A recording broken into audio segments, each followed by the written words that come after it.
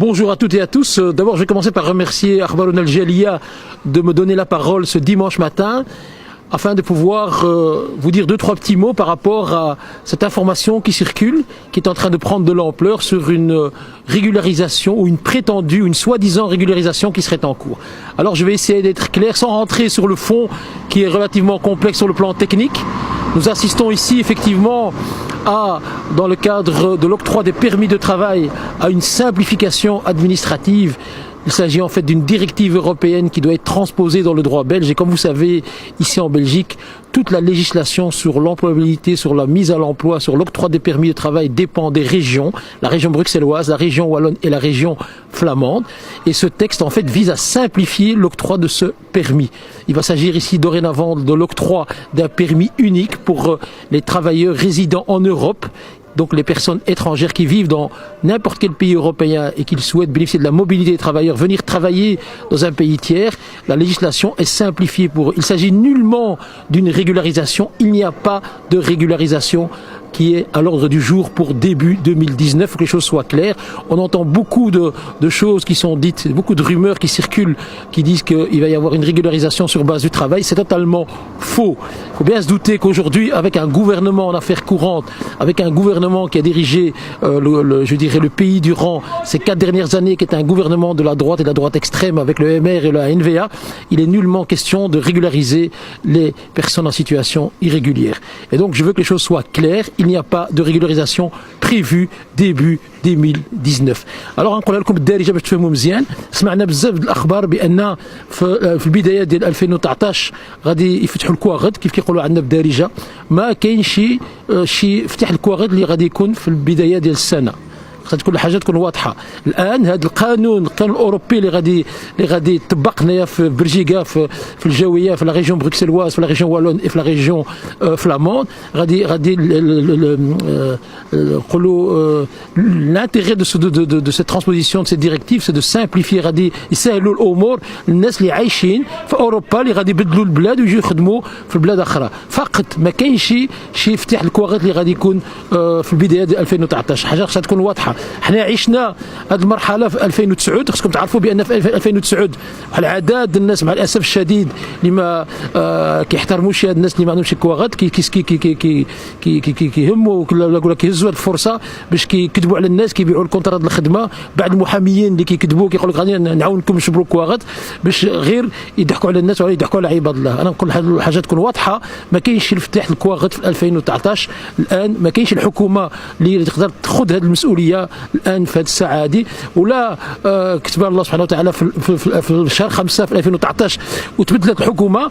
ممكن غادي يكون في البرنامج ديال الاحزاب اللي مفتوحين على هذه لا ريغولاريزاسيون يفتحوا يطلبوا كما العاده في بلجيكا تقريبا كل 10 سنوات كيفتحوا الكواغط.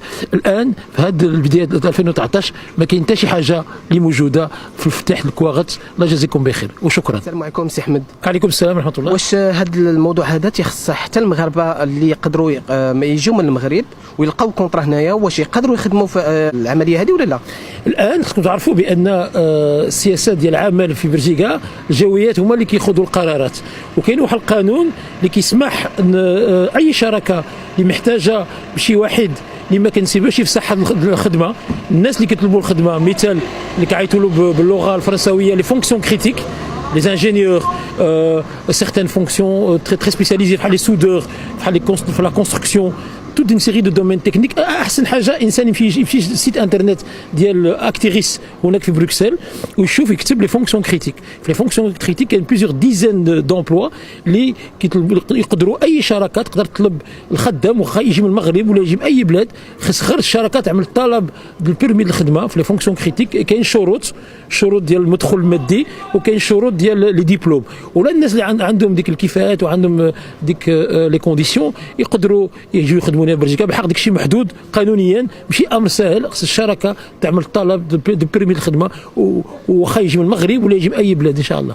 Concernant cette loi 2011-98/CE, est-ce que ça concerne aussi les Marocains, les diplômés marocains qui peuvent venir du Maroc, soit Et soit ils viennent du Maroc, soit ils viennent d'un autre pays européen. Mais c'est des Marocains qui n'ont pas la nationalité, mais ils ont que la résidence. Est-ce que c'est possible qu'ils viennent ici en Belgique pour avoir un poste de travail ici en Belgique? Mais il ne s'agit absolument pas, il ne faut pas mélanger les choses, ce n'est pas une régularisation. N'importe quel citoyen extra-européen qui habite, que ce soit en Europe ou même en dehors de l'Europe, qui possède un certain nombre de diplômes ou de compétences ou de qualifications spécifiques, il faut savoir que les régions, et la région bruxelloise en l'occurrence, recherchent chaque année un certain nombre de travailleurs qu'on n'arrive pas à trouver sur le marché de l'emploi. Parmi les chômeurs qui sont à la recherche d'un emploi, nous ne trouvons pas ces profils. Et donc il est tout à fait possible à n'importe quelle entreprise qui peut trouver un profil, que ce soit au Maroc, que ce soit dans un pays européen, ou que ce soit n'importe quel pays du monde qui répond aux critères, que ce soit de qualification, mais aussi la capacité de l'entreprise de pouvoir payer le salaire qui correspond à la législation, peut obtenir un permis de travail, comme je l'ai dit, sous certaines conditions, et venir travailler ici en Belgique, évidemment. Donc, dans ce cas, c'est possible pour un Marocain, par exemple ingénieur ou infirmier qui est au Maroc, s'il trouve un contrat ici en Belgique, possible qu'il rentre dans cette loi-là. Tout à fait. Nous avons chaque année pas mal d'infirmiers qui viennent du Maroc, par exemple, qui obtiennent un titre de séjour grâce à un permis de travail qui est demandé par un hôpital. Vous avez des hôpitaux qui sont en pénurie d'infirmiers ou d'infirmières, qui font venir des profils comme ceux-là, des infirmiers, des infirmières diplômés bien évidemment, dont le diplôme doit être reconnu. L'hôpital fait la demande de permis de travail et une fois que celui-ci est octroyé, le travailleur ou la travailleuse peut venir travailler ici en Belgique bien évidemment. Qu'est-ce que vous pouvez dire aux gens, des personnes sans papier qui sont ici en Belgique, soit au Maroc, qui achètent des contrats à 4 000, 5 000 euros pour trouver un emploi ici? Donc moi je leur demande évidemment d'abord de faire très attention, de ne pas céder au chant des sirènes, de ne pas se laisser manipuler. Il y a énormément d'escrocs, il y a énormément, je l'ai vu, j'ai accompagné des centaines de personnes en 2009 et en 99 dans le cadre des précédentes régularisations. Chaque fois qu'il y a une rumeur comme celle-là qui circule ou qu'il y a une opération de régularisation, vous avez malheureusement des gens malhonnêtes, que ce soit des responsables d'entreprise, que ce soit des personnes, des entremetteurs qui arnaquent, qui escroquent. Et il ne faut vraiment pas hésiter à les dénoncer, ainsi que des avocats qui profitent de cette situation, une espèce de fait d'aubaine pour réclamer des sommes d'argent parfois importantes à des personnes qui n'ont aucune chance d'être régularisées. C'est important de le dire. Donc les personnes qui sont ici, je les invite à s'adresser à des associations spécialisées. Je pense ici à Molenbeek, au SAMPA, qui se trouve au 15 rue Comte de Flandre. Je pense au CIRE, qui est spécialisé dans tout ce qui est droit des étrangers. Et je pense aussi à Démocratie Plus, qui se trouve rue des Deux Églises à Bruxelles-Ville. Il est important, je pense, d'être relativement vigilant, d'aller chez des associations, se rendre auprès d'associations spécialisées qui conseillent gratuitement les personnes, qui peuvent les aider, les accompagner dans leur démarche.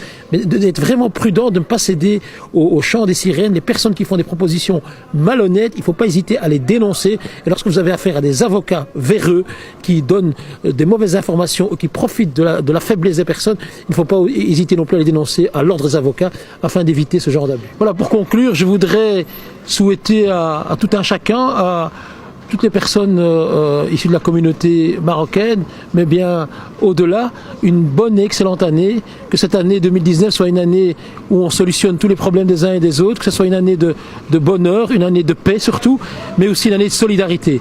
Alors occupez-vous bien de vos familles, de vos proches, de vos voisins, et que la solidarité soit le maître mot de 2019. Au shukran, sana sa'id, Inch'Allah. Très gentil, monsieur Ahmed. C'est moi qui vous remercie. Merci à vous. Shukran. Ouais, shukran.